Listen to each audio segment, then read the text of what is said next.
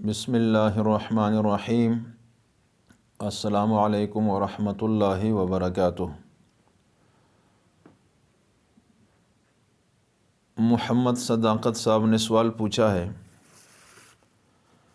فرماتے ہیں کہ فرض نماز کے بعد جو وظائف پڑھے جاتے ہیں تو یہ کہا جاتا ہے کہ یہ وظائف اور اوراد فرض نماز کے بعد پڑھے جائے، تو پوچھ رہے ہیں کہ یہ اوراد اور وظائف فرض کے متصل بعد پڑھے جائے یا سنتوں سے فارغ ہو کر بھی پڑھے جائیں گے تو یہ فرض کے بعد ہی شمار ہوں گے۔ تو اس سلسلے میں فرماتے ہماری رہنمائی فرمائے۔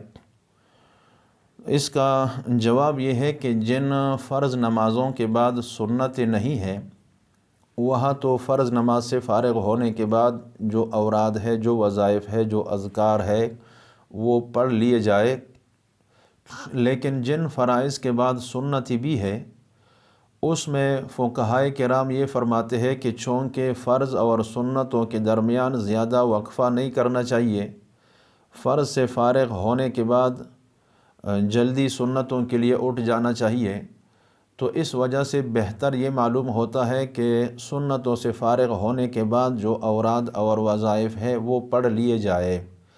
اس صورت میں سنتوں کے بعد پڑھا جانا بھی فرض کے بعد ہی پڑھا جانا شمار ہوگا۔ البتہ اس صورت میں اگر کوئی بھائی وہ فرض اور سنتوں کے درمیان ہی پڑھ لے تو شاید اس میں بھی کوئی حرج نہ ہو۔ وآخر دعوانا ان الحمد للہ رب العالمین۔